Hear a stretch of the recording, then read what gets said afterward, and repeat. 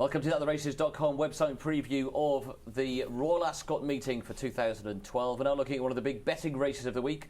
It's the Royal Hunt Cup, always a fiendishly difficult race to work out.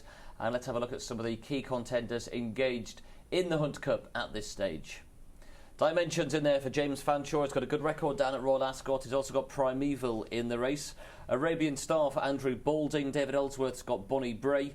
Captain Bertie for Charlie Hills. Edinburgh Knight's been very well backed in recent days for Paul Darcy. Tom Tate's got Prince of Joanne. Eaton Forever for Roger Varian. And Belgian Bill, who went close to winning at the meeting last year. He's a possible runner for George Baker.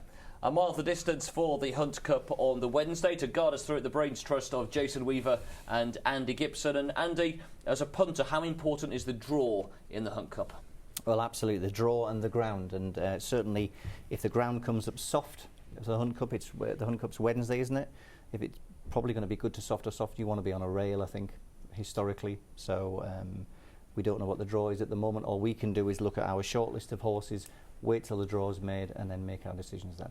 And Jason, we always get Clark's of the course is saying there's no draw bias, the ground's fair across the track, but how do you rate the draw bias on the new track at Ascot? I think on the whole it's been pretty even. I've seen it switch at one of the meetings to people, and it ended up being an arrowhead, nearly sort of middle to far side on certain parts. I always favoured racing with a rail. I always found that it gave you an added help to get along, and of course in these sort of races you just need the right horse. You need one who's used to the hustle and bustle, the bumping and boring of a big field, and it's about who gets that lovely run through. Well, let's have a look at then some of the key contenders for the Hunt Cup. And Dimension, trained by James Fanshawe, who's developed quite a good record at the track, especially on the straight course over the last few seasons. And we can see Dimension here, Andy, at Lingfield on his seasonal debut, coming through to finish second, which is a habit he's got quite fond of. Yeah, he's hampered here just now. I think Kieran just looks behind him here. It's his race last time out, I think, that gives him a chance here. When he won, previously he'd won Ascot off 90, hadn't he? He's off 98 here. He's one of half a dozen on my short list. Was he unlucky here? He may well have won without being hampered, but as you say, he has tended to find one too good once or twice. Yeah, it's won a couple of races. Jason's been second 4 times, but he's been gelded over the winter, and that was a pretty pleasing reappearance. I think it was a real good reappearance. The thing, we've got target trainers. We've always got a William Haggis. Is it going to happen this time round with the Society Rock for James Fanshawe? I do think that he will throw up one at the meeting. Is this one that he's just been keeping ready, and it's been a long-term plot? Certainly he was with the right owners, certainly has the right pedigree. Now he's been gelded. They've got the big excuse to really unleash and let him fly up there and win the Royal Hunt Cup. So Dimension there for James Fanshawe, who's got a good second string to his bow as well. He's got Primeval, who's part owned by Anton Deck. We can see him here finishing second at Maidan, and he was quite impressive winner last time out, Jace. Yeah, he's gone back to back, winning up at Kempton, also winning up at Goodwood. I think Hayley Turner made the mistake of going in and speaking to the lads beforehand, the owners, Anton Deck, and saying, which is your football team, lads? So they absolutely ripped to the pieces. Look, they've ended up stepping in, and they've got a real contender. He's always been rated a pretty good horse, hasn't he? He's one who's just steadily kept improving all the time. Again, he's probably going to be better with a bit of dig in the ground, although his last win was on fast ground up at Goodwood. And how about distance for him? Is he more of a 7 furlong horse? Yeah, possibly. And I think James Fanshawe mentioned he might go for the Buckingham Palace, didn't he? Yeah.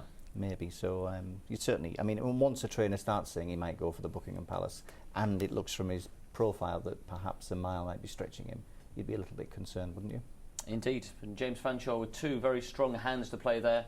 Dimension would represent him if Primeval does sidestep that. Well, let's have a look at another one of the key contenders for the Hunt Cup. This is Arabian Star. We can see him in winning form at Yarmouth. This was last season, came through to win by half a length, and he's been pretty consistent through his career, Andy. He has, and he's got a fantastic profile for this race, and the only thing that I would be concerned about with this horse would be the ground. If the ground is good to soft or softer, I wouldn't have him on my mind. On good to soft, good ground, certainly he would be right up there on the top 3 or 4 on my shortlist.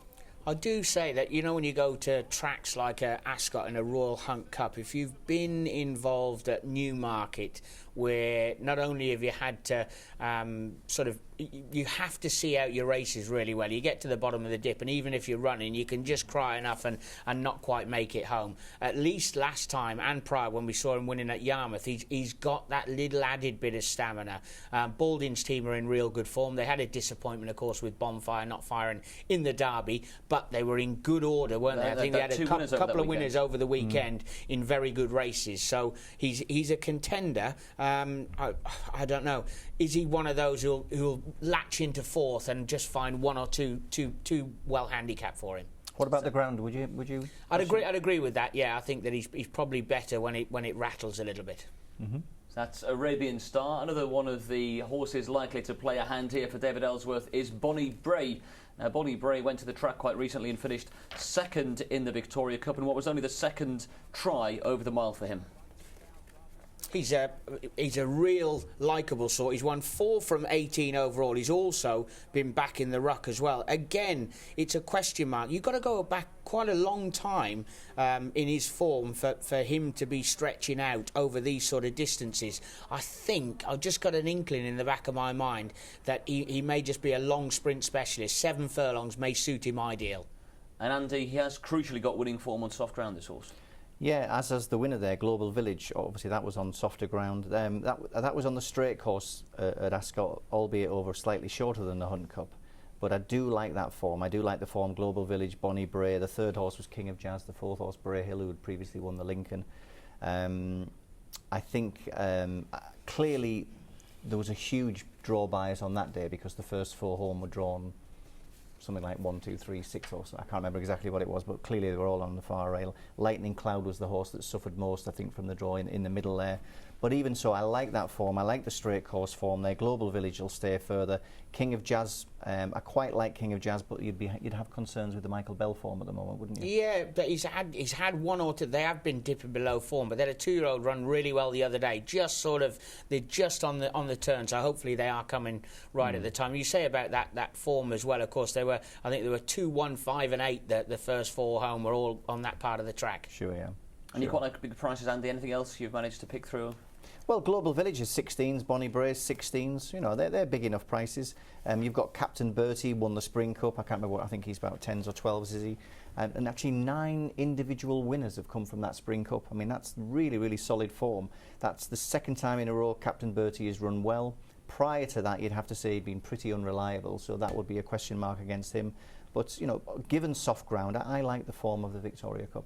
Well, we've gone through plenty of horses there, Jason. It looks a wide open race. Where would you look for the winner? I like a little bit of Dermot Weld action with Pat Smullen on board for Moyglare, of course. Rock Critic, if he decides to take his chance. He's flexible as regards trip. He's also very, very... It all seems to come the same to him regarding ground. He just about goes on anything.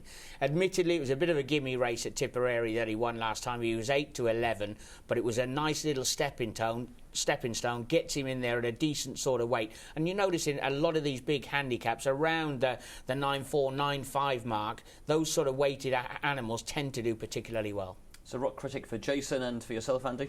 Wait till the draw's made. I'll certainly be looking at my short list and looking at which ones have got either an extremely high draw or extremely low draw. If I had a number 1, if Global Village gets near a rail, I'd be on Global Village. So Global Village and Rock Critic, the selections for the experts in the Hunt Cup.